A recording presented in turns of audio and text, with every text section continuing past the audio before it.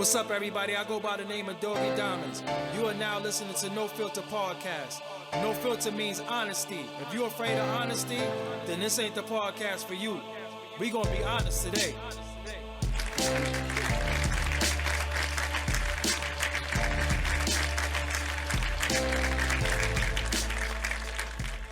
Yeah. What's up, everybody? It's your boy, Doggie Diamonds. Another episode of Doggie Diamonds No Filter Podcast.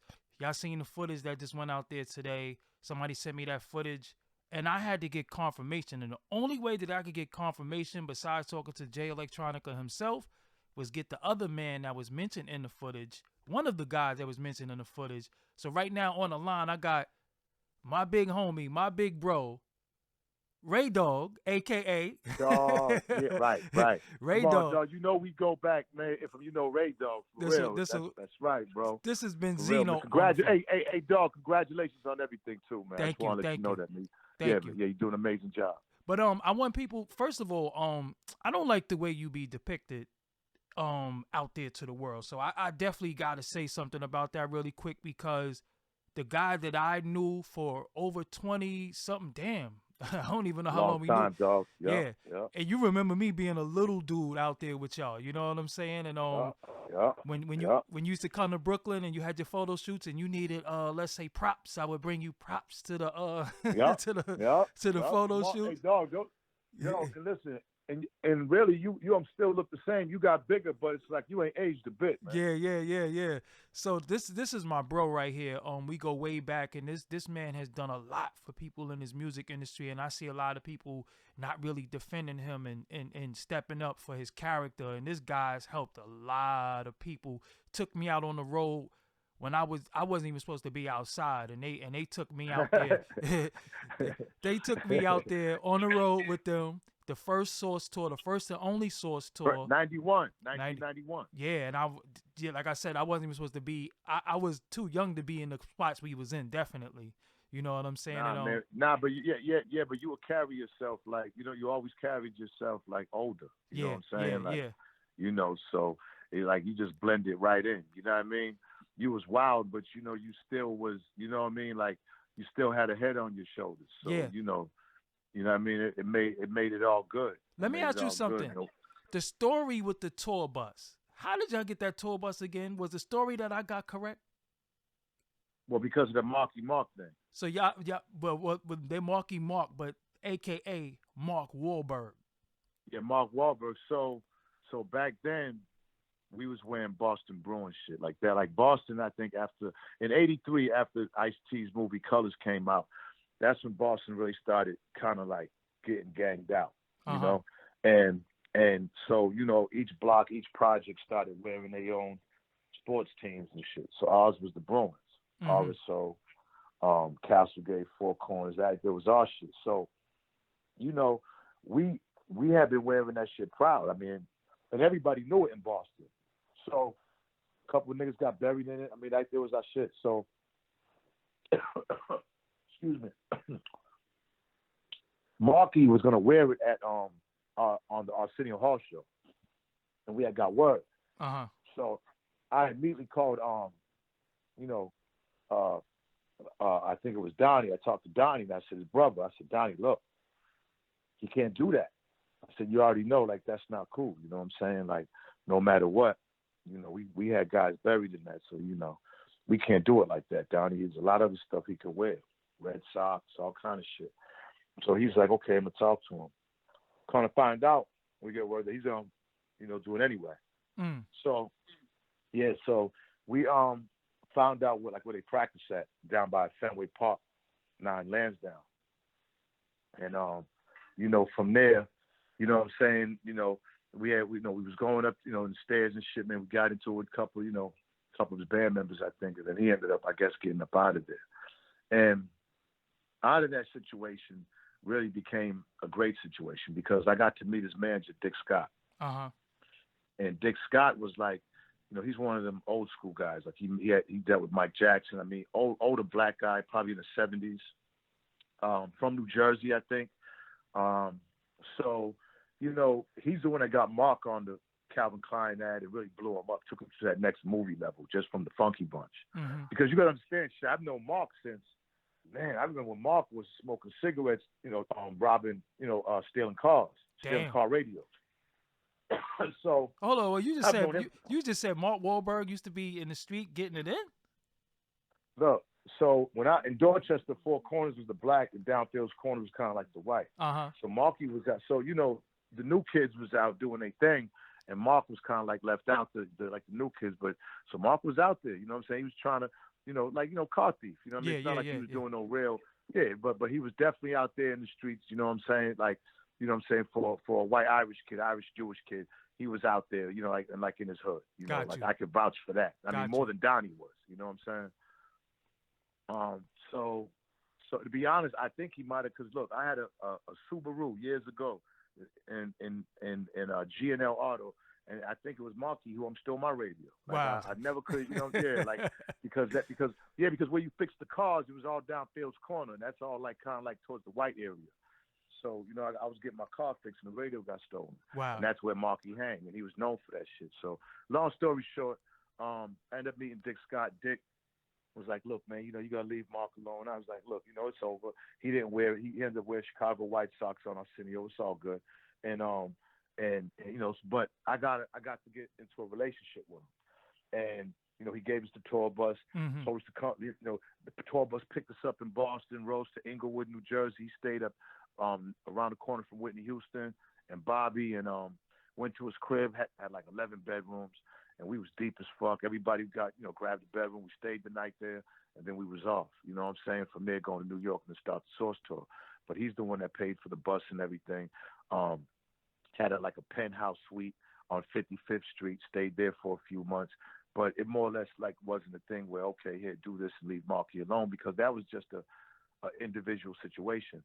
I mean, we just started he kind of started in our flow, and was trying to teach me a lot about management, certain ways carry yourself on tour, and just different things about the industry, because he was an older black man, and back then black men had real pull in the industry. You know what I'm saying? Like in the Facts. 70s, and so he was like one of them old school, cool guys, like Isaac Hayes music around him and shit like that. You know what I'm saying? Yeah. So we to let the people know, we did the tour. What was it? 13 cities or 30? What was it? I forgot. Now it's about it had to be about 13, 15 cities, I think. You know what I'm saying? Yep. Yeah. It was us, Shantae. Yes. Y'all. Yes.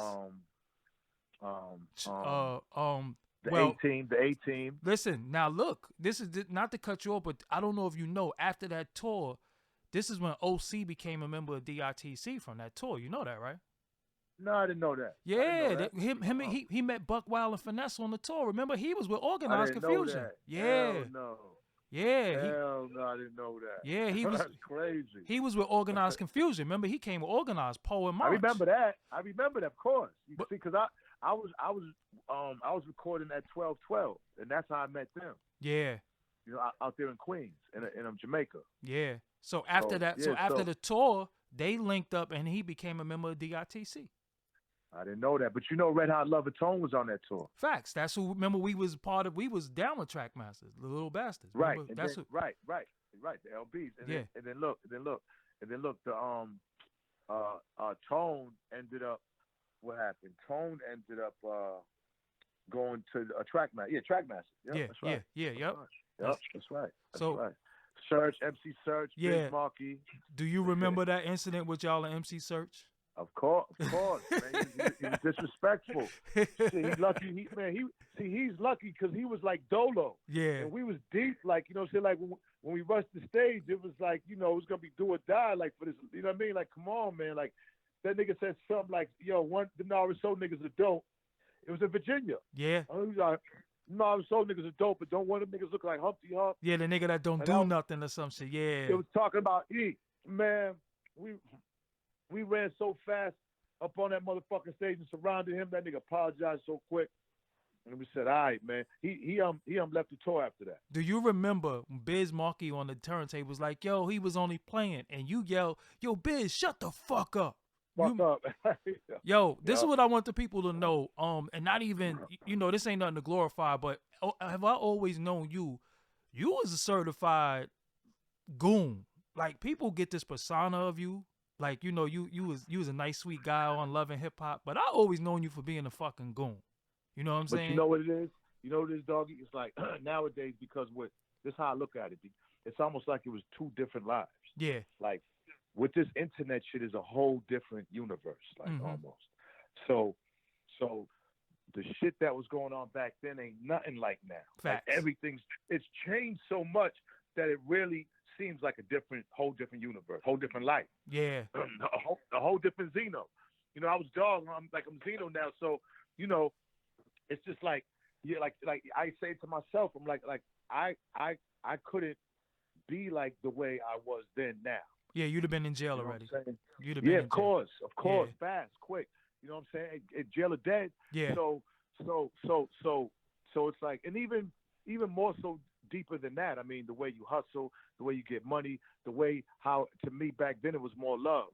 So it's just everything changed, man. Like, you know what I'm saying? Like, this is a whole different universe. I'm really just adapting to what's going on now because me personally, I liked it better back then. You know what I'm saying? Like, I actually liked it better back then. I'm just adapting. I'm just adapting to all this. You know, like I can adapt good. You know what I'm saying? Yeah. But yeah, I'm not with it. I'm not. You know, a lot of this shit now is just so different, man. It's so fake and it's crazy. It's crazy. I remember like when it was disrespect towards RSO or Ray Dog back then. Somebody was getting fucked up. Like that shit was so fast. Like I remember that. You know what I'm saying? Like y'all was That's like all we did though. That's all we did was beef and sell drugs and do hip hop in Boston. Yeah. Like that's all niggas did. And you gotta understand, see, when Boston had gangs, I mean, we was averaging 120 murders a year, and this is probably only in like, let's say 80% of them are in the hood. The hood's about 10 miles radius. So that's like 100 niggas, you know what I'm saying, dying within 10 miles. So, you know, we never made the census because Boston is so big. Yeah. And I mean, there's so many people, it's like they don't clump them in. But at the end of the day, man, like if you had beef with somebody, then you exactly knew where they was. So niggas, like that's why there was a lot of murders because everybody knows every like each project might be a mile or two away from each other. So you know what I'm saying? So, when you made your transition from the Almighty RSO to Benzino, the solo artist, was that tough for you? Yeah, I was scared. I ain't gonna front. I was nervous, like because the last meeting I had with E and Jesus, I was damn near begging him, like, bro, you know, I can get us one more deal. We're supposed to do Black Friday. I was like, I can get some distribution deal. We can get about $1.50 out of it. And I think the niggas had already made their minds to like do their own shit without me. Yeah. Like, you know what I'm saying? Because, you know, at that time, a lot of shit was going on. The Paul Pierce thing, you know, I mean, this was all kind of shit was happening. You know what I'm saying? The shit that happened with the locks, you know what I mean? It was like, okay, you know, we on tour and everything's going good, and then all this negative shit. So I think niggas got tired of the negative shit. And since I was always the kind of, you know, the looked upon as the head of shit, well, it's like, I don't know if niggas was blaming me or if niggas was like, just figured like, look, okay, you know, I think us two will be a doper common. I don't know, but I was hurt, and I really didn't want that to happen because, you know, those are my brothers, and we went through a lot, you know, from RSO to Made Men. So, but once it happened, you know, I'm just that motherfucker who's just not gonna like lay down and stop. Like I'm gonna always, because you gotta understand, dog. Look, my hip hop started in 1976 in the basement of my grandfather in South Bronx on Cedar Avenue, and you know, right next to Cedric. And I was cutting on 2 turntables, Gemini tables, in the basement. He had a garage that was full of equipment that made record needles, and that's how he made his money. My grandfather. Wow. That's my father's father. So right over there by the Deegan, and right over there, you know, I remember when Jimmy's wasn't even Jimmy's; it was a car lot. You know what I'm saying? Before it was Jimmy's back then. So I used to go every summer get shipped to New York, still my grandfather's. My grandfather had a son when he was older named Eddie, who was like 2 years older than me, and he's the one that taught me how to mix on 2 turntables. The first records I cut were Gloria Gaynor's "To Be Real." Then it was Apache, the original Apache, and this other shit called Sex. You know what I'm saying? by the same niggas who did Apache. So I learned how to cut, and then I seen Wild Style '79, and that was it. Then I was a DJ. I was, you know, I was selling, you know, I was hustling, selling drugs, and I was giving block parties. I was doing house parties. Like I was banging.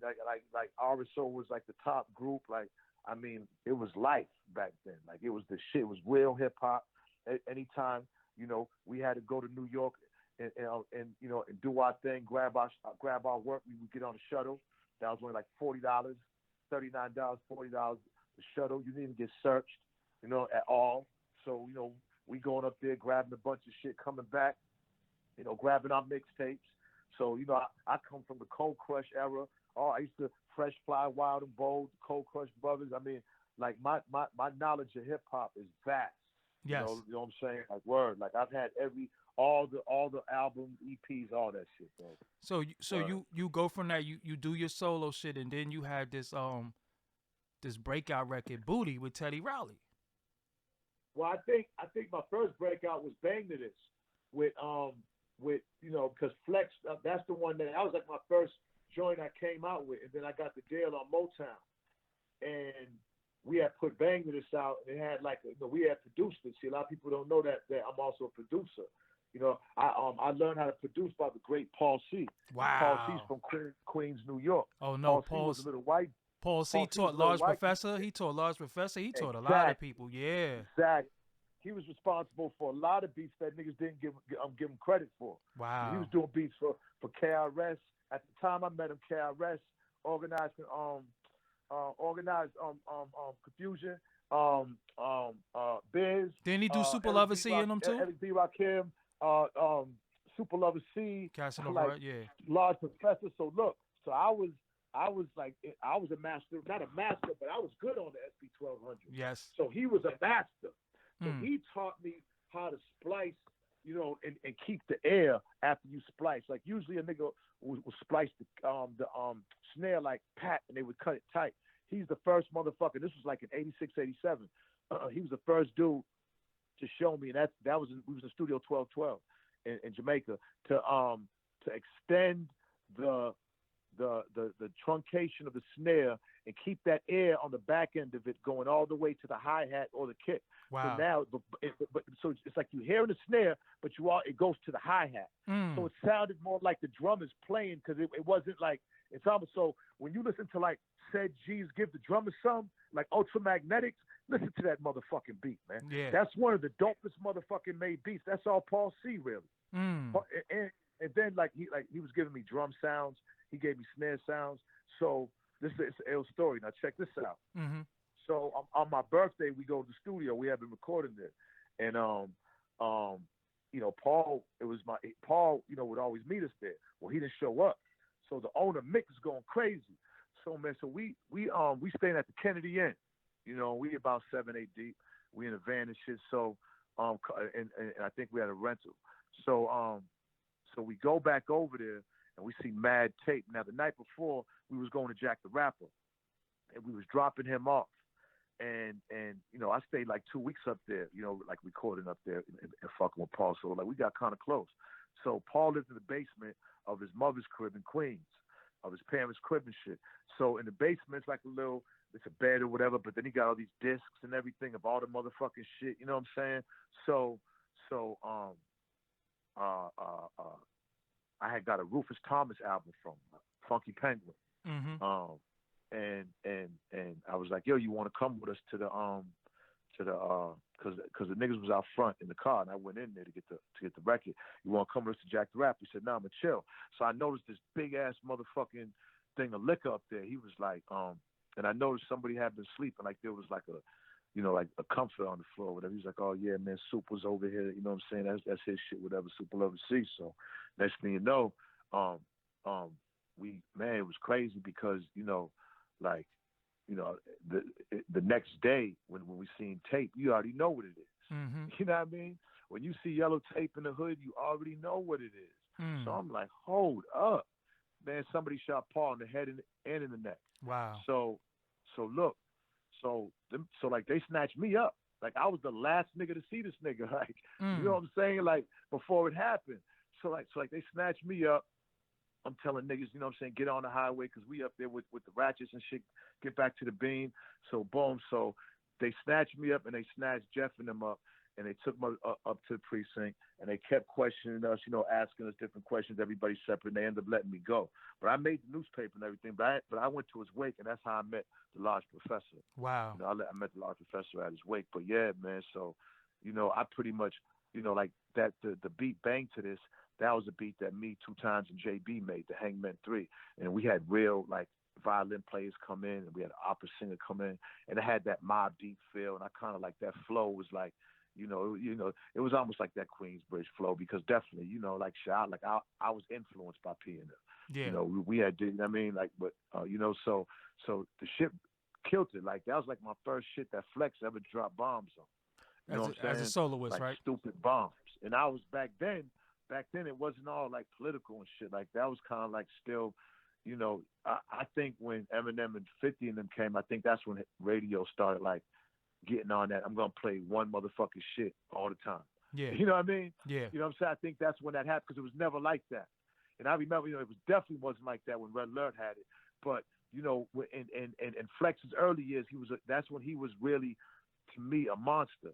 It was only until politics really started hitting radio to where it's like they just would play just these motherfucking shit, nobody else. And Interscope was getting most of the play. So, but yeah, that was my breakout song. And then Booty came out, you know what I'm saying? Ended up working with Teddy. I got to spend like a week with Michael Jackson at his studio and shit. That was dope, you know what I'm saying? Fucking with Mike. So, yeah, that was dope. What was Michael Jackson's real voice like? I heard he really had a real deep voice like us. A real high? Nah. Hell no. He's high. Oh, wow. How you doing? Like yo, you know, like this. Oh, wow. He talk real soft though. So, you know what I'm saying? Like how I could do this. He might, you know, that might not be. He just might be like, yo, you know what I'm saying? But did he curse? Did Michael Jackson curse? I didn't hear him curse, but right. he was a lot taller than I expected. Oh, word? Yeah. Tall dude, big hands. You know what I'm saying? You know what I mean? And you know, like I was, come on, man. I was like, I don't get shell shocked. I don't get all. But man, I was like, shit. Hey, you got to be for Michael Jackson. Man, listen. He took us to the Dave and Buster's, shut the whole Dave and Buster's down. And me and him was playing this flight simulation game, man. I was like, and see, I ain't take no pictures of nothing. You know what I'm saying? That's what's so crazy. Like back then, there don't be no pictures, bro. Yeah. Like I've done so much shit that's not documented, and I got so many fucking stories. You know what I'm saying? So I don't even say nothing. You know what I'm saying? I've been dying to get an interview from you because I knew you would know like the shit and certain how to, shit. You know yeah, come on, dog, man. Yeah. A lot of these motherfuckers don't know what the fuck to say. Yeah, and you know but now when you so this whole time you're doing the Source thing, and yeah, was that shit, looking back in retrospect, if Benzino did anything wrong with the Source, what did you do wrong, if anything? All right, this is how I look at it, dog. Great question, bro. My thing's this. Hip hop was born from the streets. Right? Mm-hmm. Now, that don't mean if you ain't from the streets or doing street activity that you can't be involved with hip hop. But hip hop was born from those type of guys. Mm-hmm. Period. Just like the internet. The internet is made from college nerdy type guys. Mm-hmm. That's their world. Hip hop from the streets of New York, from the South Bronx, from some of the worst conditions ever. So automatically, you know, the street guys are going to be the more ones prone to live the culture at the time. Excuse me, drink some. Mm-hmm. So the Source was about hip hop, politics, and the combination of me and Dave wasn't, you know, that relationship took place out of just a regular relationship between a white Jewish kid from D.C. and a half black, half Cape Verdean and Puerto Rican guy from Boston, Mass. Mm-hmm. That was a real that right there was a real friendship. So what was the common denominator? Hip hop. Mm-hmm. At that point, I was with RSO. You know what I'm saying? He's going to Harvard. He wants to be around the hot hip hop niggas. And Dave want to be around the hot hip hop street niggas. Mm-hmm. So So he met us. We kicked it. He had a radio show at Harvard. 2 times ended up being the DJ for the show. It was a show. They used to play classical. Dave had a hip hop show for like 2 hours on the weekend. I'd go up there and fuck around. If Dave go out of town, I would host it. Dave made a newsletter called The Source Magazine. Him and Jay Schechter, his roommate. Mm-hmm. I used to go and they go to Harvard chill out because Jay had good weed. I used to steal all Jay's weed from his drawers. This is Shecky Green, every right? Time every time I would go up there, Jay would make sure he wouldn't be there. See, Dave was the cool one. Uh-huh. The rest of the guys was like those college guys who just don't want to be around real niggas. Mm-hmm. So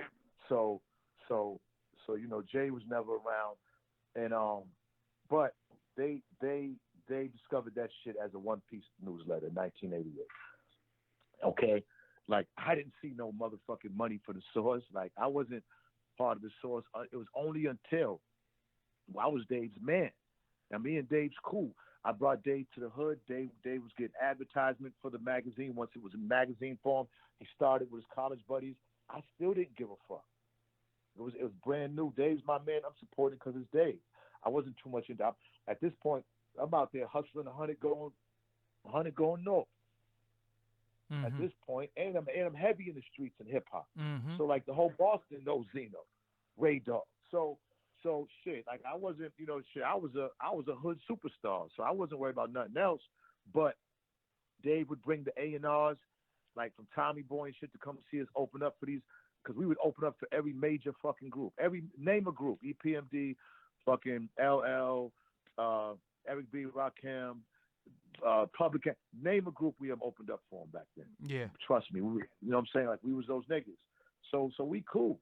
You know what I'm saying? So we ended up getting signed to Tommy Boy, and I was Dave's man.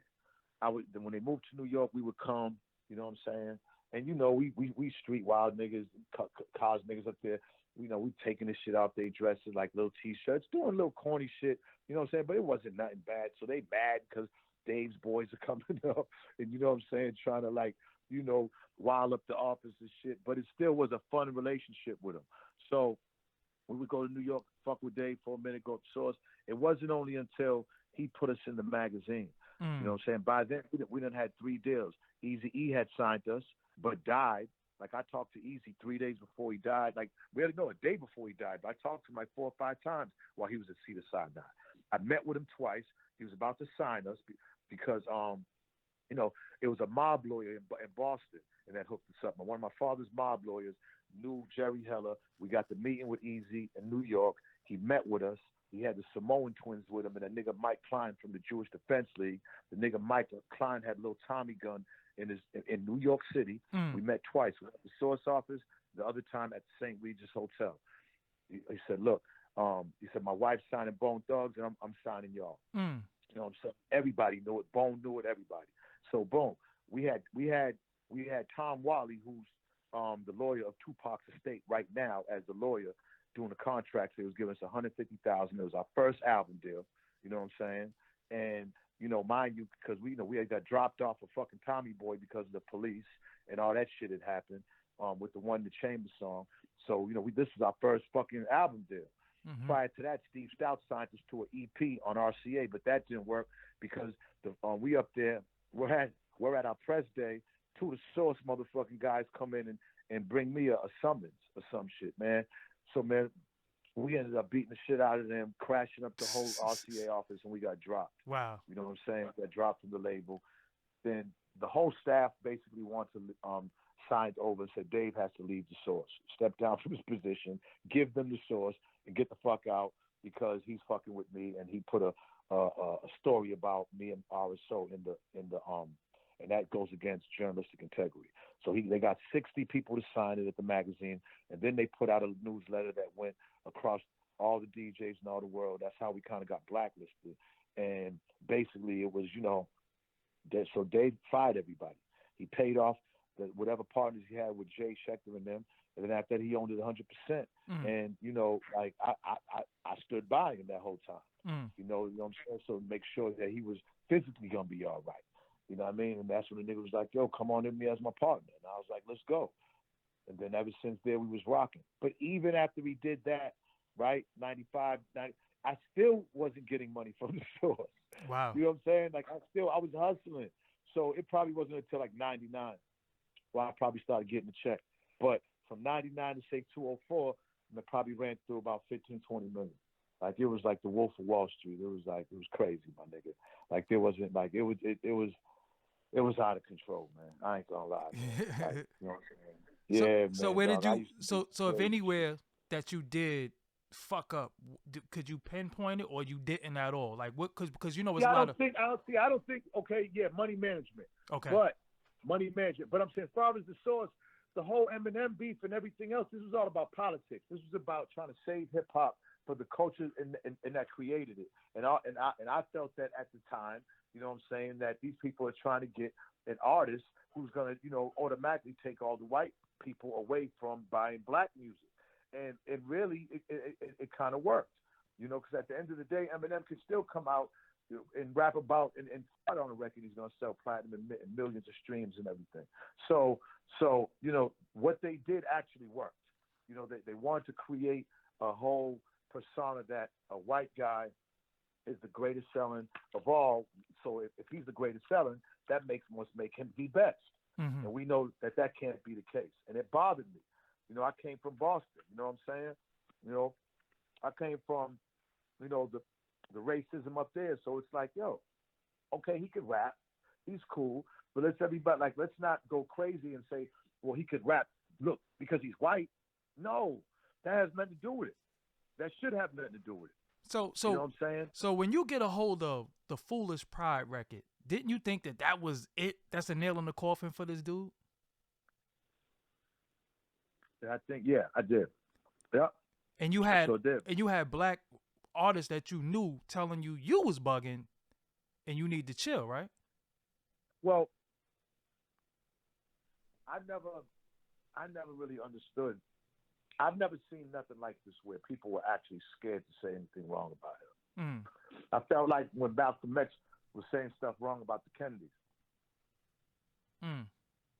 You know what I'm saying? Like, almost like don't, because, and it made sense. There was a lot of money, there was a lot of money on the line with this kid. Because their thing is, hey, we can go get all these white. There are white people who just like Eminem because he's white, just like there's white people who just like Donald Trump because he's white. Mm-hmm. You know what I'm saying? And,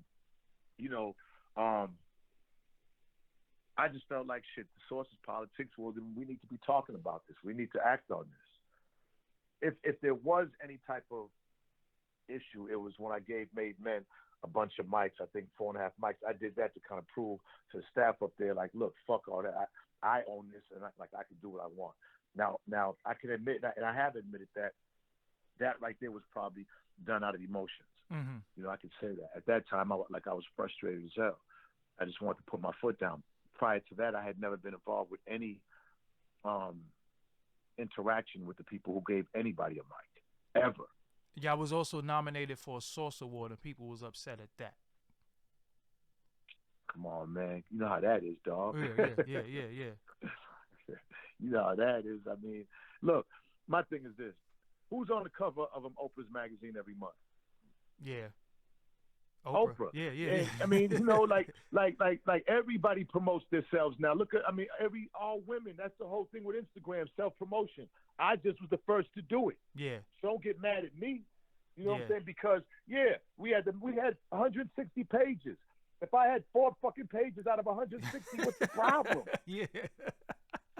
Street niggas didn't give a fuck about that, but college niggas and journalists and see, they're the ones that give out the information. So that's why I've always had a hard time in this industry, because there's always somebody lurking from back then in that time, you know what I'm saying, working at MTV or working at BET or working at Hot 90, you know what I'm saying? Mm-hmm. All those people at the source back then all kind of graduated to do some type of shit in hip hop. I want to ask you about the Source Awards, the Source Almighty Source Awards. Let's put that in its proper perspective. Right. The Almighty Source Awards has never been an award show like that ever before, or even I think only show that ever topped that was Motown 25 when Michael Jackson did the moonwalk. But right, that was dope. That Death Row set, we never seen nothing like that ever at an award show, ever. The Death Row set. I mean, think about it though. It's like the only how that award show could have got pulled off, because understand, this like the Source was the most. It was the essence. The Source Awards was the essence of the streets. The hip hop Bible. Like that, the essence of like gave everybody really like gave you what was real out there, and that's not easy to do. A lot of people could never do that shit. You know what I'm saying? Scared as hell. The reason why that got put off a lot, I'm not trying to, pull my own dick, but at the end of the day, like you had to have a real nigga involved with that. Mm-hmm. You know what I'm saying? And now that just, it wasn't me because it was an amazing team. It was pulled off by a lot of people, but between me and Dave, because Dave had his strengths and I had mine. That was the reason why Dave was the organizer. Mm-hmm. I was the streets. I was the essence. Mm-hmm. When BET, I remember when we did it at BET. See, let me give you a little secret. We didn't profit from the Source Awards until the very last one we did at BET. We always lost money putting on that show. Yeah, and it was an expensive. It was an expensive show to put on back then. But Zeno, now it's different. But hold up, Zeno. But do you realize y'all had Mobb Deep and Lil' Kim doing Quiet Store? The Death Row set, you have Nate though. Some of these dudes are either deceased or in jail. Shit, Pac and Biggie. This is what I'm saying. That shit all happened at the Snoop talking about y'all don't listen. Snoop said y'all don't love me. That's right. Holy shit. What was the tension like in that room? I definitely thought it was jumping off. Okay. Me personally. I was in the audience and I was especially, but in a way, Snoop diffused the whole thing. Okay. When he jumped up there and said, y'all ain't got love for us. He's basically saying, I got love for y'all. He said it. Yeah. I know where I'm at. You know what I'm saying? Shout to New York. Like I know, you know what I mean? Like, and Snoop loved hip hop, so Snoop know where the essence of hip hop come from. Like, come on, man. Shit, Snoop's a legend. Snoop was listening to Sugar Hill Gang back then. Facts. You know what I mean? Everybody was. You know what I'm saying? Everybody knows where that New York is the mecca for hip hop. But that doesn't mean that everybody else couldn't do it and represent. It only because of the East West thing, that really had a lot to do with pop. You know what I'm saying? Yeah. So, but on the most part, shit, I love West Coast music. Hell yeah. I listen to West Coast music just as much. See, in Boston, we only had college radio. So niggas could play shit from everywhere. And, man, I listen to West Coast shit, NWA, Snoop, Dr. Dre, Ghetto Boys. I mean, I was all, trust me, like turned out. So how much of an imposing figure was Suge in that room, though? Because on the TV, it looked like this dude was like the biggest motherfucker physically. But look, now see that? Look, this is what I'm saying. Them niggas was deep as fuck in there. Okay. You know what I'm saying? They was deep as fuck in there. But they still in New York. Mm-hmm. You know what I'm saying? So whatever, like if something was going to happen, it would have been a bloodbath. You know what I mean? Like it would have just been crazy. You know what I'm saying? But, thank God nothing happened. You know, I mean, that was God that did that. It had to. I mean, the energies was, even though it was tense, it wasn't tense enough for people to fuck it up and get hurt. Everybody did their sets. Everybody stood down because nobody bitched up. Yeah. Nobody was like, had 100 police around them or nothing. You know what I mean? So,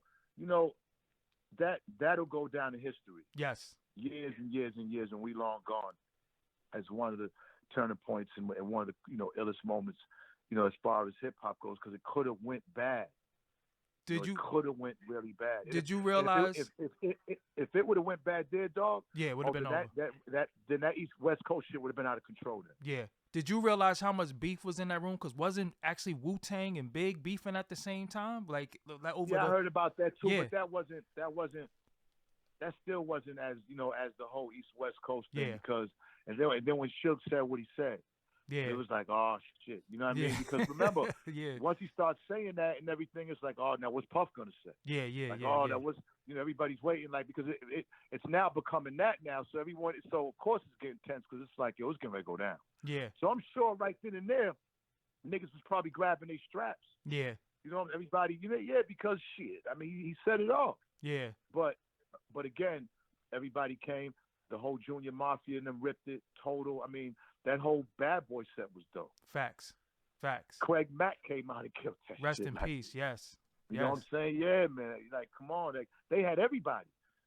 112, everybody. I mean, everybody who was there, Kim, everybody. Like, the whole Bad Boy was there. So, you know, man, like, shit, man. I mean, we gave everybody a platform from the street to bring that. I remember when Dipset came out, and we had to make Harlem over there on stage for them, the whole, like 140. So, you know, yeah.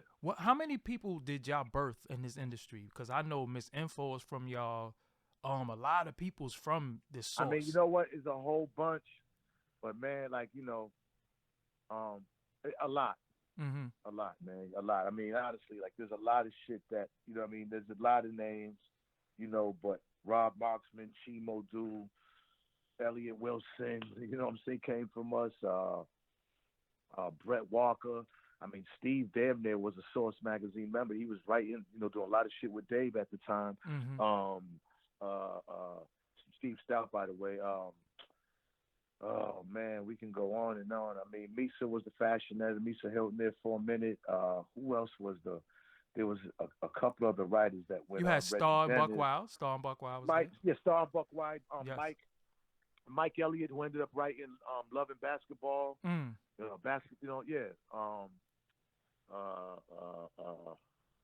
Maddie C. Yes, that's the homie. Yes, sir. Yeah. So I mean, we can. There's a gang of them, and they're still out there today. Let me ask you something.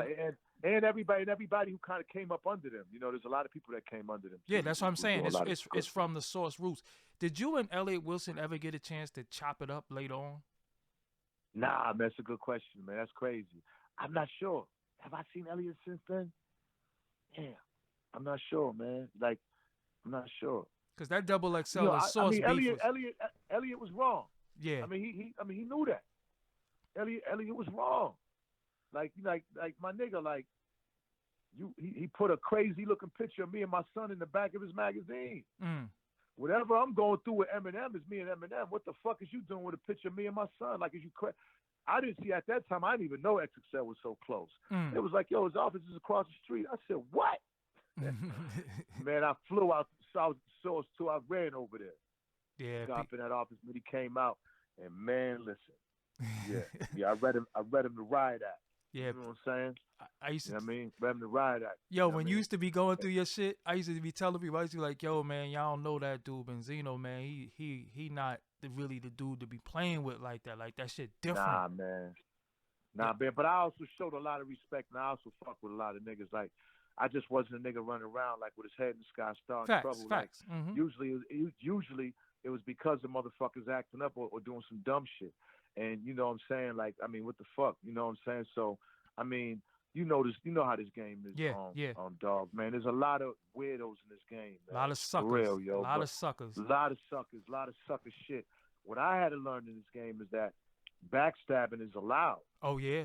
Like, you're not supposed to be mad if you get backstabbed.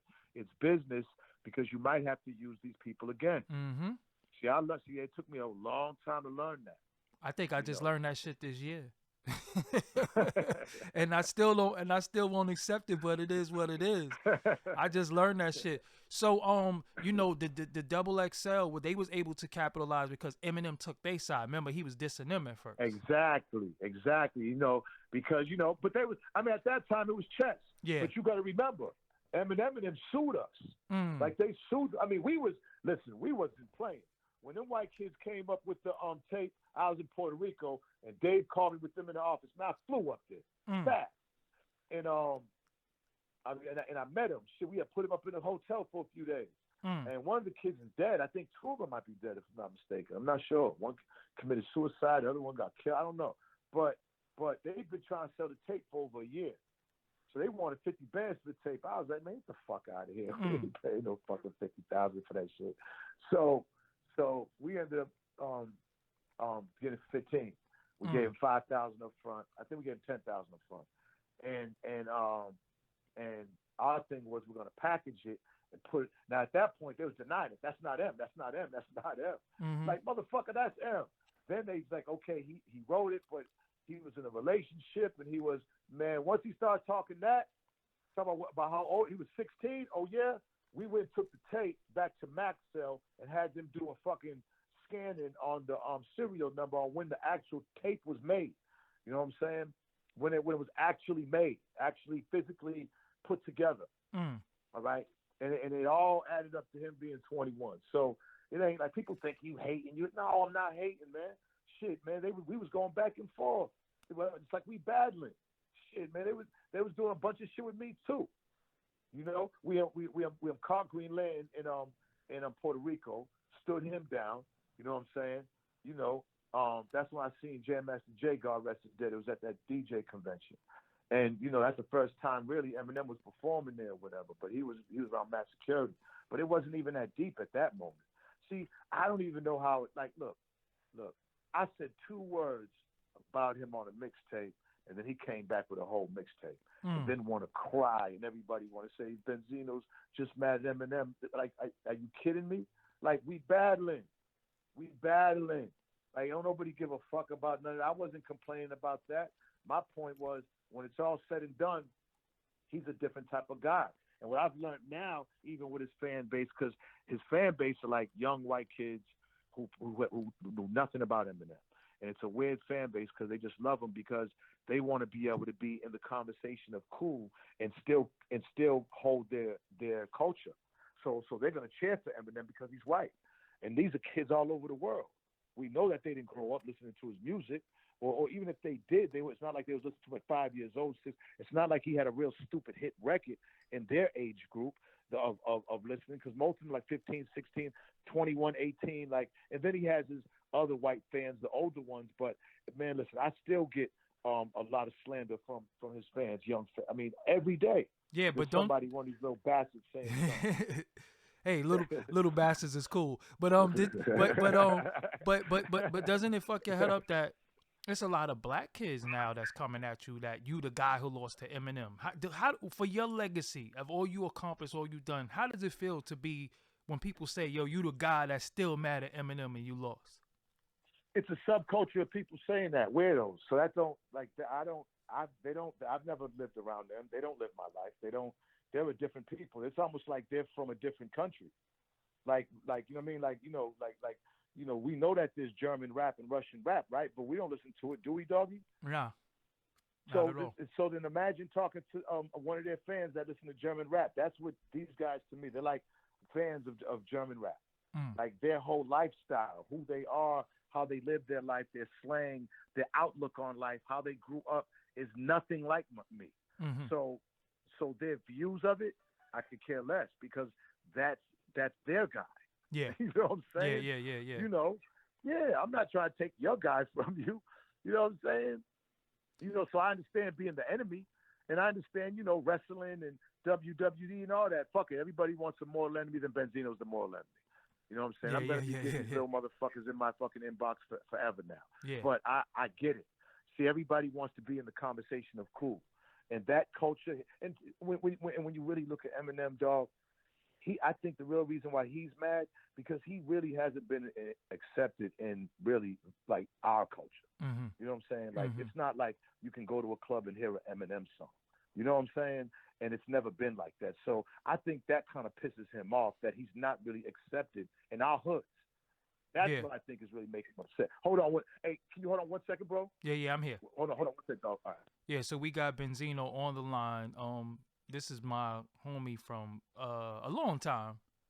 Back before I should have been outside and doing shit. I was already off the porch, touring in clubs and shit like that.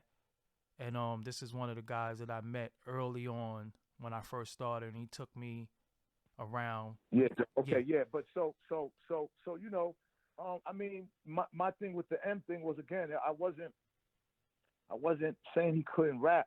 It's just that I'm going against somebody who was in a different lane. You know what I'm saying? We was 2 different lanes, and my point of making was kind of bigger than him. It was the fact of, Beastie Boys, I didn't look at them like that. Third Base, I didn't look at them like that. Anytime a white rapper would get in hip hop, it was a different feeling. We actually felt that they was in with us. Yeah. To me, him was separating the culture, saying, okay, now white people, you have your own now. Yeah. Let me bring you up to speed on two things really quick. One, at one point you apologized to Eminem. Why? Man, you know what, man? I'm a cancer. I be in different moods. And at that time, I'm on TV now, and things are going good. Man, at that point, I think I was just getting in love, and I was feeling good. And it was like, man, I don't want to, you know what I'm saying? I'm on MTV. Look, I know Sway and them want, everybody wants Hayes because people think so bad of me, like you said in the beginning. Mm-hmm. So, you know what I mean? So it doesn't take nothing out of me to, and I actually apologize to anybody who felt that I was saying that white people couldn't be in hip hop, or if they felt that it was some racist type shit. Mm-hmm. You know what I'm saying? I necessarily didn't apologize to M. Gotcha. Then I said something about apologizing for bringing his daughter in it. Gotcha. So those I could stand by because of my kids. You know what I'm saying? So I can understand the feeling of that. But we also know as a battler, and I started battling back then. You know what I'm saying?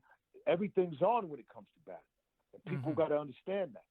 So and M does too. Shit, M, man, listen, M hit him below the belt. Yeah. So you take. Yeah, come on, it ain't. So do you take the apology back? People act like M is the victim, man. M's not going for it. M's gonna scream and he's gonna have them analogies and he's gonna go hard, yo. You know what I'm saying? He ain't gonna face to face nobody, but he's gonna go hard as fuck on the rhymes. Do you take the apology back? Nah. Oh, okay. Nah, because it still goes. Yeah. Even him screaming my name in the MGK record, that was dope. Mm-hmm. That was dope. Yeah. Like y'all's top niggas still screaming Benzino. Yeah. And the other thing that I wanted to talk to you about was it's one more thing after this, but the whole culture vulture thing is like it's a buzzword, it's a fad now. Some of us been talking about that, and you left a comment on my page because I actually defended Dame, and you was basically saying, what was you saying to me? I want you to explain to the world what you were saying to me. This is what I was saying. Look, if you're going to be for the people, right, and if you're going to be for the betterment of the community, when you make these type of statements, it can't be just for self. It has to be it can't just be okay when you want to do it. It has to be done for everybody. To me, it was obvious that Eminem was the biggest culture vulture, if that's the case, and what they was doing. Mm-hmm. I mean, I don't see what the difference is of what Jimmy and M was doing other than Lior. See, I don't look at Lior as a culture vulture. I just don't. Okay. That's just my opinion. I've done business with Lior. Lior is a white man that does business in hip hop. He's made a lot of people money. Both, but Dame's white, and Dame's frustrated from people eating off our shit. But there are more people than just Lior. And if he's gonna bring up Lior, he's saying then there are really people that. I mean, I don't see anyone who can call Lior a culture vulture. I don't think anyone would actually get in on that for Lior. My opinion is that's personal.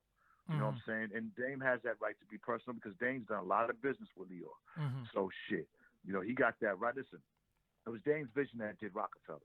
Dame was the hustler. Facts. Dame's the one that moved that shit around. You can't sit around and be cool and quiet and get them checks.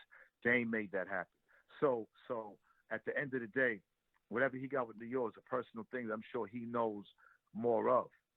The culture vulture thing, to me, fits in the Jimmy Iovine Eminem situation more than it would Lior, to me. Now some could say, well, Jimmy gave a lot of guys deals and everything, and yes, he did. But a lot of people don't know that Jimmy made a song called "Rock and Roll Nigga" back in the '70s. Word? Produced it in a group. Yeah, wow. Pull it up. Jimmy Iovine, "Rock and Roll Nigga." Why we on a call right now? Put that bitch up. Wow. You know what I'm saying?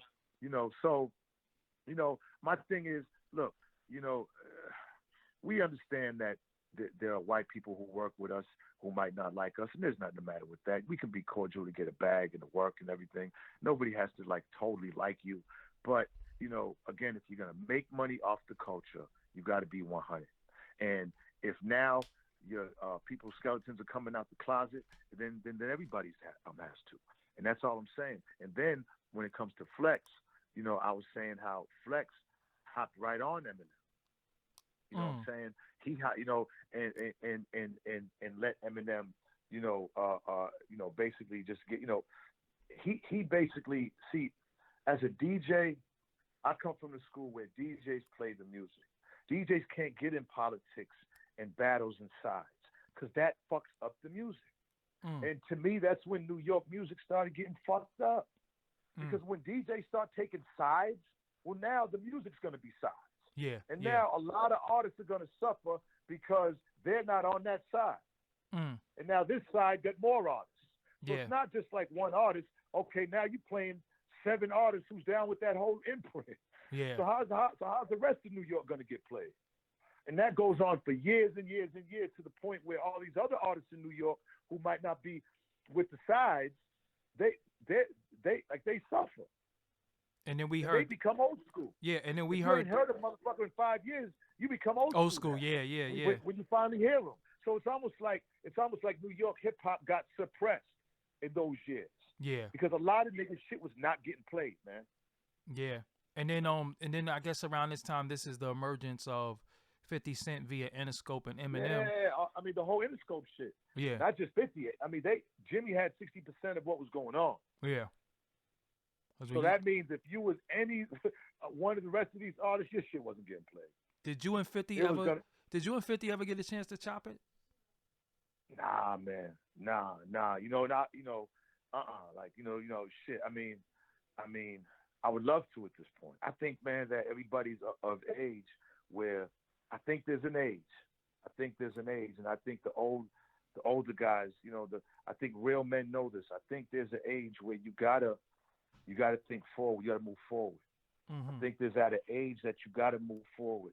You gotta let whatever it was die and move forward. You know what I'm saying? I just believe that. You know what I'm saying? I believe it does nobody good for 50 and Ja to keep going at each other 20 years later. For what? Like, for what? You know what I'm saying? To put it in your kids to go at each other, to poison them. I mean, and believe me, like me and Ja, you know what I'm saying, kicked it. You know what I'm saying, when I was in New York. You know what I mean? Like, shit. Me and the whole Murder Inc. So when he was going against 50, I was going against M. So it looked like me and Ja's a tag team. Yeah. That's how everything's looking. But, it's like I said, shit, I mean, 50 and them, nothing else was popping but them. Yeah. See, when 50 came, that was it. That was because he brought a whole new sound in New York. The music was, so and the music was dope, though. The music was really dope. was the movement. I mean, Dre. He had Dre's beats. Yeah. Like, that shit was, it was like, that was that different type of shit. Like, New York hadn't really had that bop. You know what I'm saying?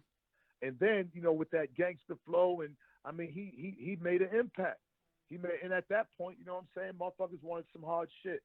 They wanted a movement. He had put his work in with the mixtapes. The story with me and him. Yes. You know what I'm saying? That, like, when the shit happened at the Hit Factory, he ran down to my session, Made Men, and I ended up calling him a car service. Yeah. Yeah, so it's funny because it's almost like I'm 6 degrees separation with a lot of these guys. Yeah. You know what I'm saying?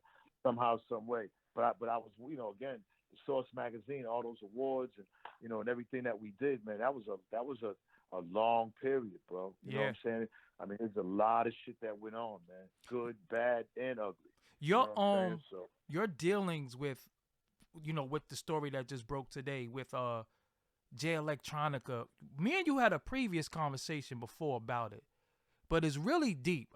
Initially, so, all right, I got this footage where this guy's doing an interview, and he says that Jay Electronica had footage that he recorded of Eminem and D12 making fun of 50, and they were bringing it to the Source, which would be you and Dave at the time. Did you ever see a tape? Like, when I met... Hold on, let me light up something, dog. Okay. I'm gonna finish this right. I'm gonna finish it right. All right. When I met Jay. It was through Dave. Okay. He just popped up out of nowhere, and this was right in the middle of the whole Eminem beef. And we had the Park Ave office, so Dave wanted me to handle him. And Dave really loving his flow. Dave was comparing him to Nas, and I was like, okay. I really didn't know him, so I really wasn't like hyped. So, it was like, okay, you Dave's man, yeah, whatever, boom. So we kicking it. Then we came with the idea he told me about the tape, and we hadn't seen it. Then we went, and then I told him about the idea about the documentary that I want to do. And then he's the one that did it. I actually, like, Jay was kind of fucked up. You know what I'm saying? I gave Jay some money. You know what I'm saying? We put him up in the hotel, bought him some clothes. You know what I'm saying? You know what I mean? Like, he was looking to sell the tape, but the tape wasn't going to do me no good. So I didn't, you know what I mean? Like, the tape was just some shit, like, it was blurry, you know, and you could see niggas' torsos. Like, I guess the camera was down or whatever. So it really wasn't, but you could hear niggas kind of like talking, you know, like really rapping the way 50 rap kind of. You know what I'm saying? But to me, it really wasn't nothing disrespectful. Like, it sounds like niggas were just clowning. Now that's only if 50 clowns with them like that. You know what I'm saying? Yeah. But it, you know, like, you know, niggas, you know, start rapping like somebody. I mean, you know, that's like some inside shit that niggas laugh about or whatever. I didn't see nothing damning about it because I didn't buy it. But it did exist though. The tape did exist. Fucking, oh yeah, 100%. Yeah. Okay. 100%. It's funny because when I seen it, I was like, oh shit. I was like, that shit, it made me, I remember that. I had forgot about that. Yeah. Because you never spoke about that before. You're right. Yeah. Because it was nothing. You just see niggas' torsos and niggas are clowning around. I think they might have like been making fun of somebody else's the way they talk or rap and fit. Like, it wasn't nothing like, oh, you know what I mean? Yeah. But in a previous conversation with you, you also told me that when you met Jay Electronica, one of his main things that he wanted to do was he told you, I want to help you take down Eminem. I mean, he had his issues with L. Okay. You know what I'm saying? He had his issues with L. My thing was, I'm like, well, nigga, get on the record. But he didn't want to do that, though. You know what I'm saying? Shit. Yeah. Let's go to the studio. You know what I mean? Like, you know, but so I didn't, you know what I mean? But he did want to do the interview thing. Okay. But he didn't want to get on the record.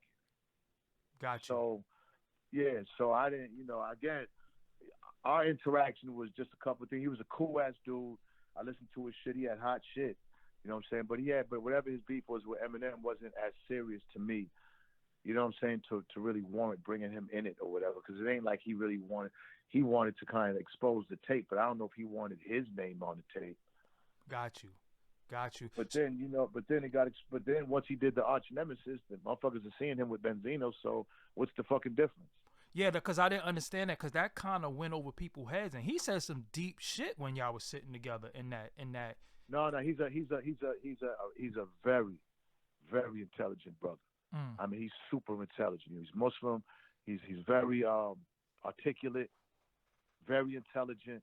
You know what I'm saying? And you know, like I was impressed by that. You know what I'm saying? So, you know, when I heard him when he signed with the Rock and everything, I could see why. And then him, you know, fucking with the Rothschild, I'm like, yeah, you know what I mean? I can see all that. I mean, he's definitely he's a smart guy. You know what I'm saying? You know what I mean? Jay's a good dude. I ain't seen him in a while. I know when Eminem shit pop up or whatever, you know, he you know, I know he said something at one point, then he came back and apologized, and he goes up and down with it. You know what I'm saying? Same thing with me. You know what I mean? It's all you know how it is. Like that nigga's a cancer too, right? He is. I don't know. I'm just saying. He probably is, man. He just might. So I'm gonna find that out. Yeah. Yeah, because I know when Eminem said something about in the rap that Puffy had something to do with Tupac getting killed, Jay Electronica was like, "Yo, I'm gonna punish you. I'm gonna make." Oh yeah. Oh, he said some real shit. I'm gonna bring Zeus on you. He said some real. Yo, when Jay say some, see Jay don't tweet a lot, but when he do, he say so the wrath of Zeus will fall upon you. Yeah. Some old wild crazy space shit. I was like, what the fuck? Yeah. The walls of Xerxes. Yeah, exactly. Yeah, some shit like that. Yeah, like he really, because it seemed like he really doesn't like Eminem. You know what I'm saying? And then from sitting with you, and when y'all was in the suits, because it was almost like an interrogation room, right? Yeah, but that was all my idea. I want to do that whole menace to society look. But to me, he's like a nigga that he want to send me out to do the dirty work, and you know what I'm saying, go out to the minefield, and he sit back like. That's how I came across Jay. And I was like, man, listen, man, niggas gonna make a song, you know what I'm saying? Yeah. All right, well I'm out there. Like, I didn't hang around niggas. I wasn't hanging. It was him and Dave going out to eat and everything. We just did the shit, you know, the arch nemesis. Is that DVD available anywhere?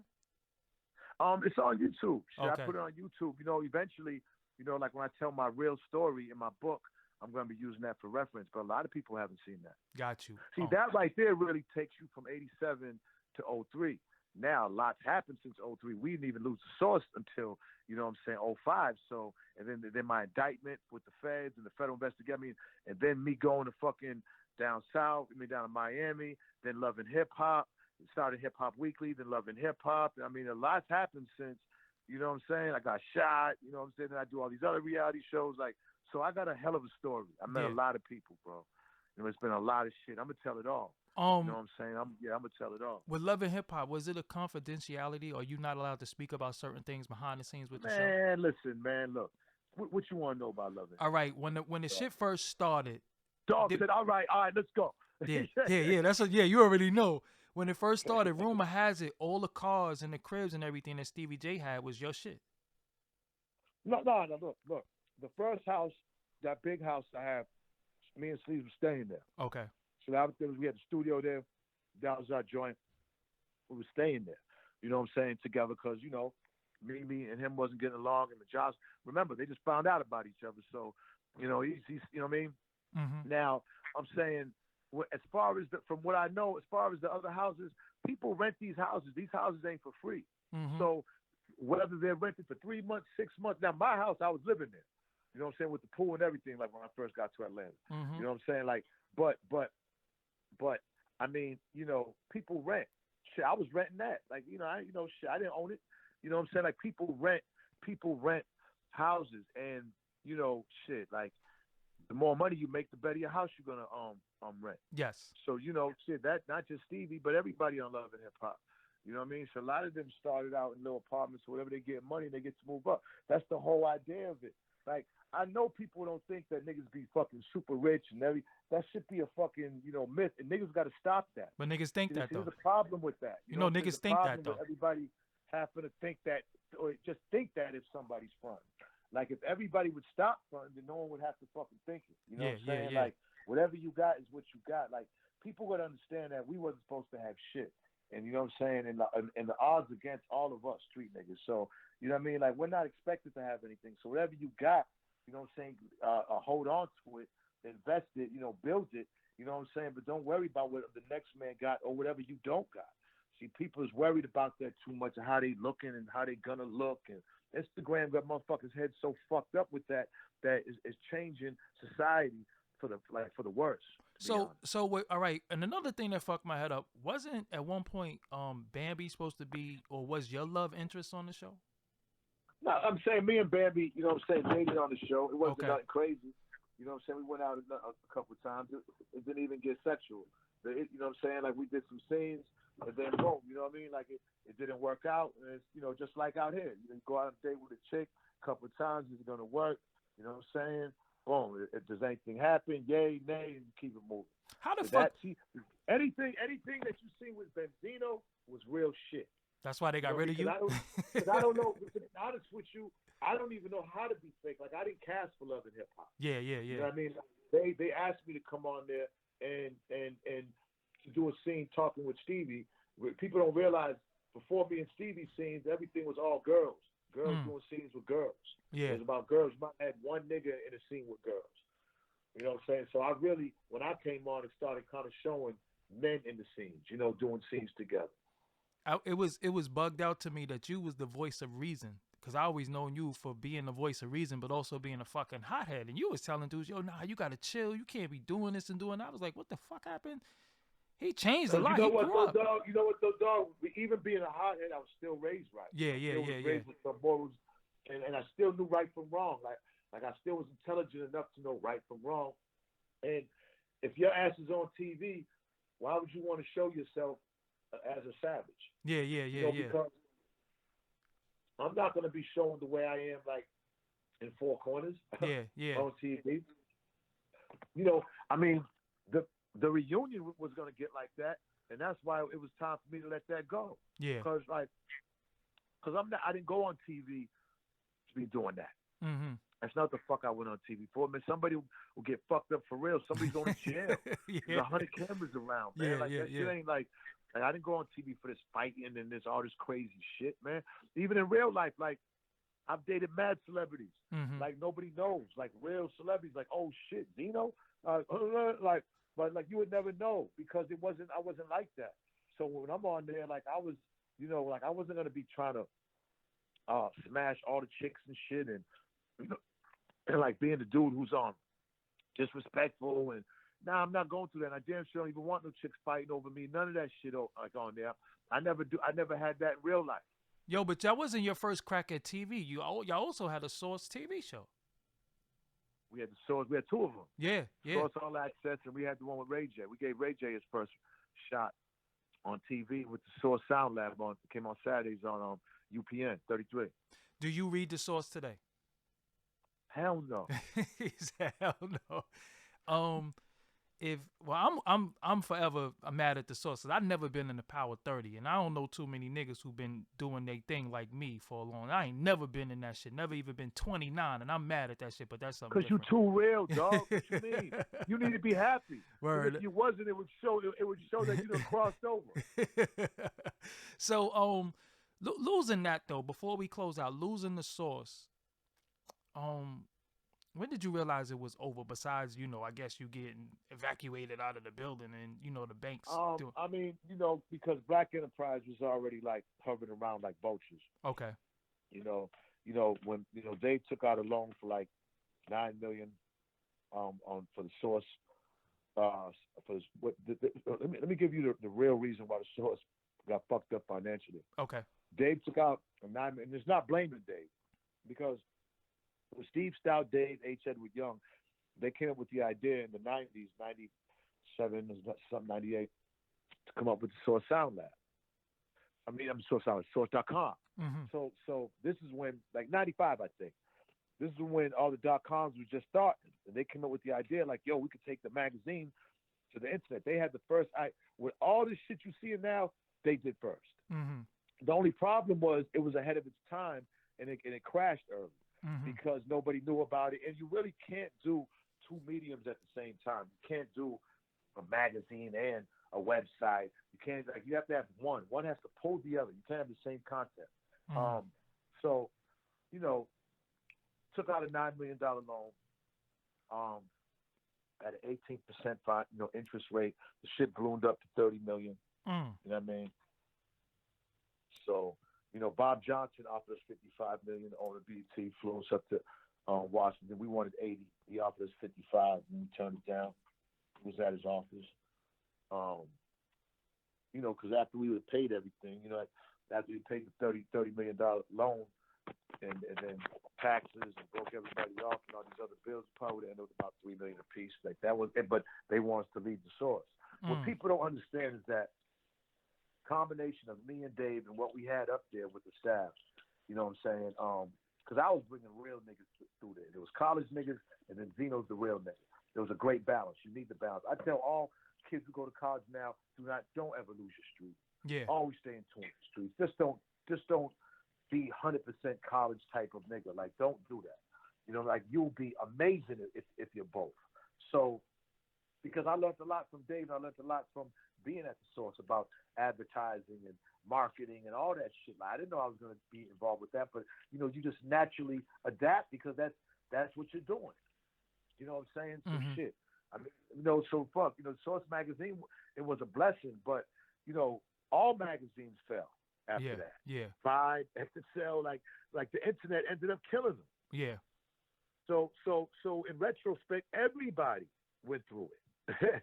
The magazines that got lost. You know what I'm saying? And to be honest, they got left with that $30 million nut. You know, we walked away from a $30 million nut, bro. Like we walked away.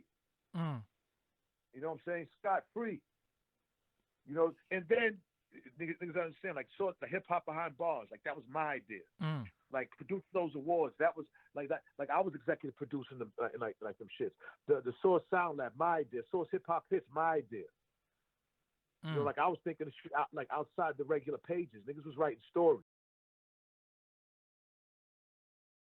Because Dave would get all the credit, but shit. I mean, at that point, I just got, man, listen, I'm staying in $3,500 a night suites at the Beverly Hills and wearing $1 million chains, like, flying in any woman I want in America. So, you know what I'm saying? I'm good. Yeah. So, right now, Hip Hop Weekly, what happened with that? Hip Hop Weekly, we started Hip Hop Weekly as another magazine when Source fell. Mm-hmm. Okay. So, the magazine really, like, at that point, we wasn't getting enough advertisement. Mm-hmm. And a lot of printers around the country were going out of business. Again, magazines, and we had a formula to print up Hip Hop Weekly the way we did. So we rolled it out as much as we could, and then Dave started dealing with another guy who wanted to invest in it. And the dude invested, calls himself investing in the magazine, but he only dealt with Dave. Mm-hmm. I already knew the magazine was going to go under. There is no magazine. Mm. So, please, to any artists out there who think there is a Hip Hop Weekly, there's not a Hip Hop Weekly magazine. Now, the dude that dealt with Dave had Dave's part of the ownership, but I'm still half owner of that brand because I have papers to prove that. Okay. So right now, I'm not, I'm just kind of laying back, to see if the new owners want to, collaborate or what they. But right now it's just because I'm not the website guy. Mm-hmm. Like I'm not gonna be doing shit for the website and trying to charge these kids crazy amount of money to fucking perform and put their shit up and take advantage of these motherfuckers out here in these streets. Like I'm not gonna do that. You know what I'm saying? I'm gonna wait until I can attach the brand to something amazing that's gonna make some M's. Got some you. Real shit. You know what I'm saying? Got you. Like I've already done all that shit what they trying to do. You know what I'm saying? Like the showcases and all like they could be done much more for a lot of these showcases. A lot of these people just be taking these artists' money. Yeah, you ain't lying about that. Real talk. Yeah, doing nothing for them. Talking about it's gonna be A&Rs and shit there. Ain't gonna be no fucking A&Rs there. Cut it out. I mean, no, honestly, like doing nothing and just taking what they're doing is they're taking advantage for their desperation to get their shit heard. Mm-hmm. Because there's no vehicles. Like everybody has all this music, but the only people listen to it are people sitting next to them or on their block. Yep. So you open some restaurant. You open a restaurant, right? I'll be opening the Crab Trap in January 2019. Okay. On the east side, and yeah, it's gonna be dope. This will be my I opened one up in Marietta, and we have to move to a bigger spot. It was a temporary spot in Peachtree, but I'm reopening in the South DeKalb Mall and right on the east side of Atlanta. Got you. And what else you working on? Let the people know. Give on your social media first and foremost. Well, I mean, I am Benzino, but I want y'all to know a couple of things. That my son Ray's working with Pierre Bourne over there in Interscope. Okay. You know what I'm saying? About to do some major things. Ray was signed with Big Pun's son. Remember that? With yes. Down back in the day. Remember that? Who's the third? So, who's the third kid again? Lil James. Okay. And yeah, he's from Boston. He's from New Bedford. And then my daughter Coy LeRae just got signed to Universal Republic. Okay. I have a 21-year-old daughter. She's really doing her thing. She just did Rolling Loud, and she's killing them right now. So, of course, also, I started this cooking thing with Zeno. With my 3-year-old. My son Taj is playing 2 sports: football. He's 15, and basketball. So, I'm just trying to be a dad. And they're kind of scattered around the country. Ray being Cali and Taj, and Coy's everywhere. Taj is up in Jersey, and Zeno be back and forth from Cali. So anytime I can get on the phone with him or kick it with him. But I'm proud of all of them. So definitely that want to keep an eye on all of them. And yeah, I'll be I'm going to be shooting that Growing Up Hip Hop thing real soon. Okay. Yeah, I'm going on that in Atlanta. With my kids. In Atlanta. Yeah. Okay. Yes. And what else, man? Man, I got some music, dog. I ain't gonna front, yo. I got some shit that you're gonna be like, this is you. Since I've been in Atlanta all these years, believe me, I got that bop. So, that trust me. What You know about the what I'm saying? production, man? That Tommy's theme. Come on, man. What the fuck? That was crazy, man. And that was just a simple sample. Yeah, Yup. we need some more Tommy's theme, especially in 2019. We need some of that. That was just a simple sample with a loop and that little monkey, that little woo woo, that little monkey thing. Yeah. Yeah, Yeah. that shit was crazy. We didn't even know. Like we knew the beat was dope, but the way the Locks killed that shit, I was like, dang. Yeah. Sometimes you might do a collaboration with niggas. You be like, okay, like niggas ripped it, but in your mind they like, well, shit, I'm just glad to have them on it. But when they did that shit, it was like, oh my God, we got a hit record. Yeah, big record. What I mean? Big record. We got a hit record here.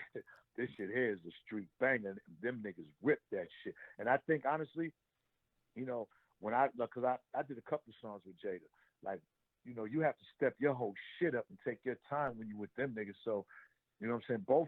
Both times I ended up spitting. I ended up sitting there with them writing my shit and spitting because, shit, I killed that Tommy's thing. Yeah, that's what I'm saying. See, a lot of dog, like a lot of people, I feel never getting my props because of the Eminem thing. Yeah. But I got a lot of bangers out there.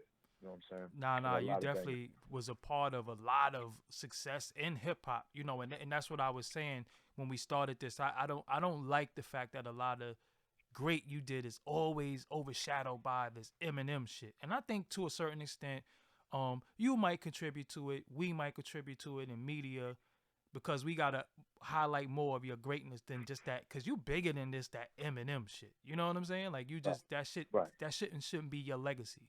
You know what I'm saying? Right.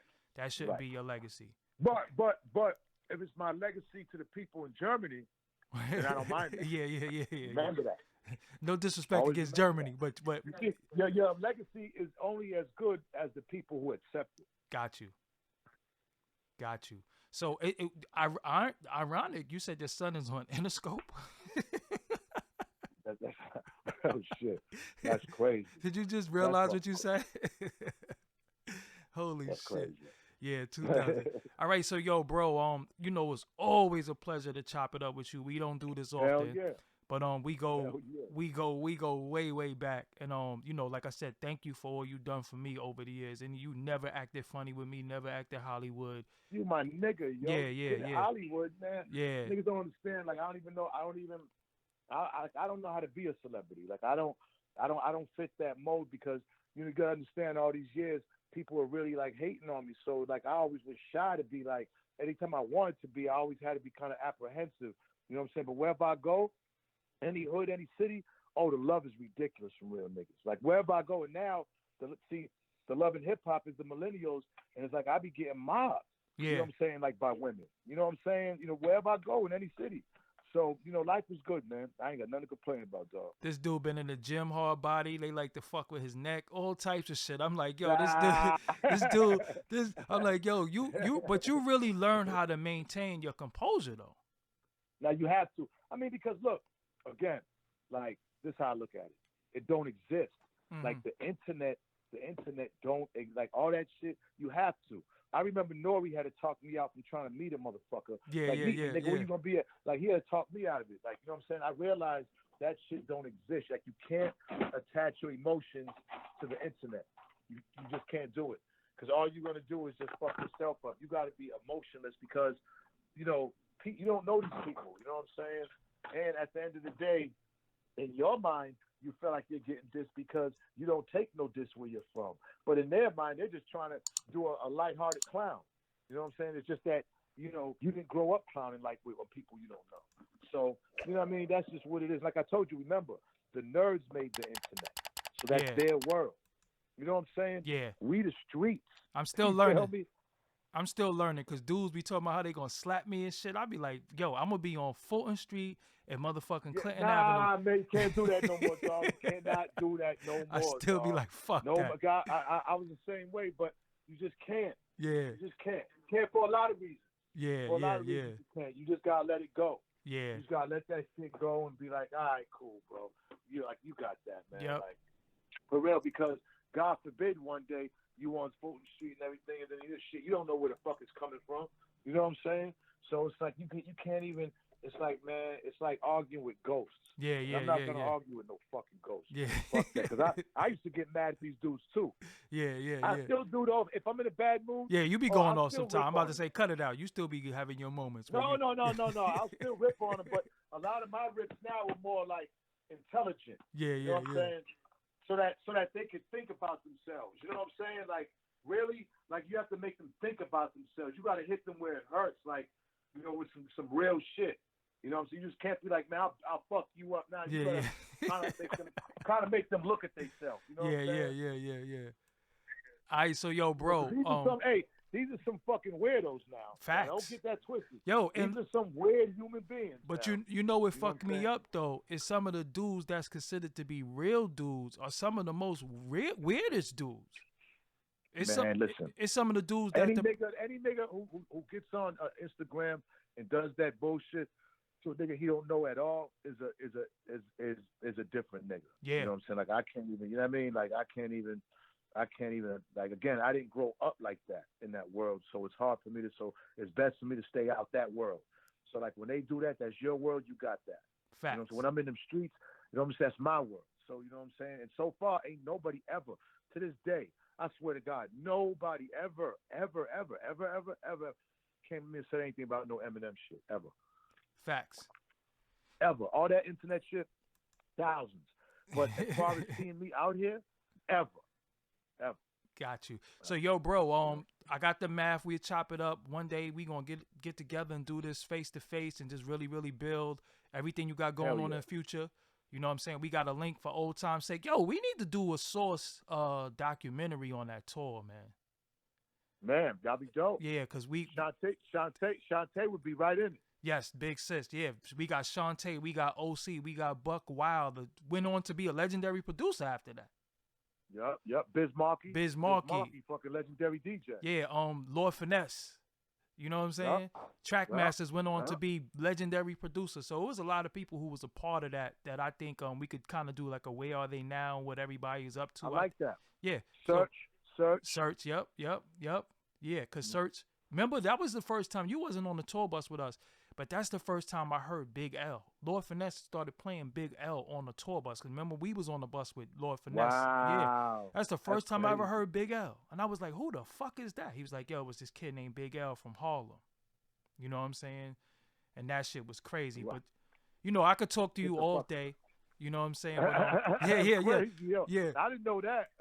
Yeah, a lot of that Source tour birthed a lot of things, man. Remember when Red Hot Lover got in trouble, nigga? We had to hold him down. Yeah.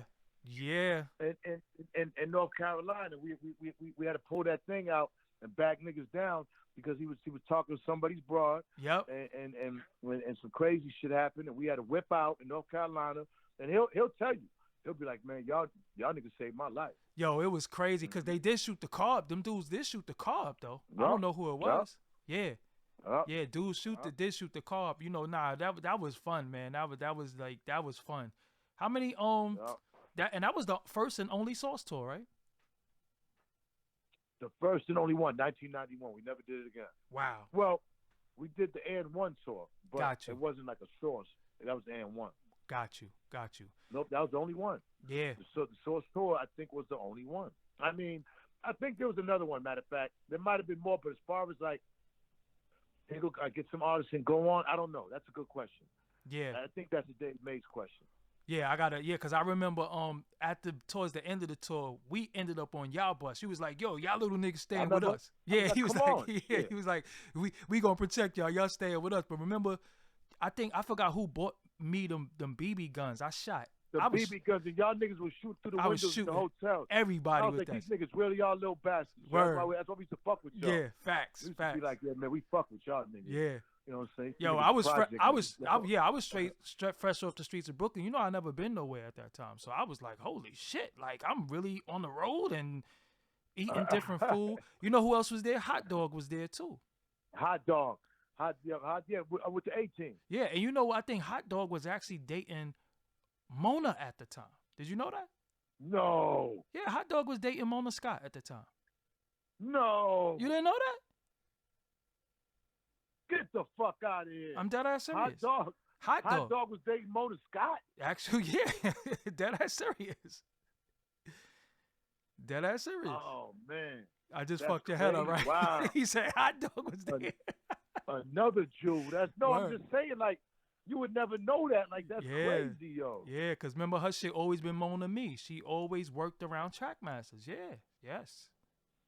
Hot dog was I didn't dating. know that. Yeah, Hot dog was dating Mona Scott. Yes. Yes.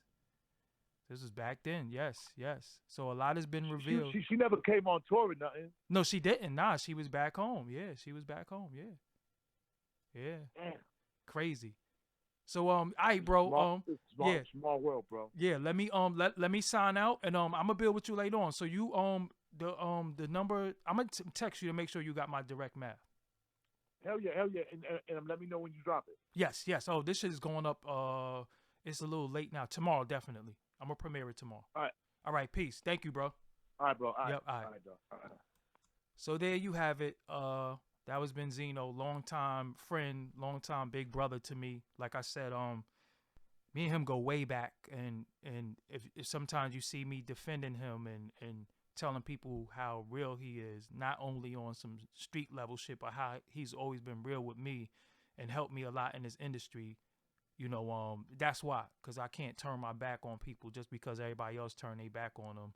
I'm always going to defend what I know to be real. So a lot of things that people be saying about Benzino, that shit ain't right and exact. So that's what it is. I'm Doggie Diamonds. This is Doggie Diamonds No Filter. Thank y'all for listening. And you already know, I got to go. I'm about to get the fuck out of here. Peace. All right. I got to get the fuck out of here. Thank you for listening to Doggie Diamonds No Filter podcast. If you like this podcast, make sure you share this. Spread the word. Talk about it. Argue with me. I don't give a fuck what you do. Leave a comment. This is Doggie Diamonds. I'm out of here. See you on the next podcast. Peace. Doggie Diamonds did this.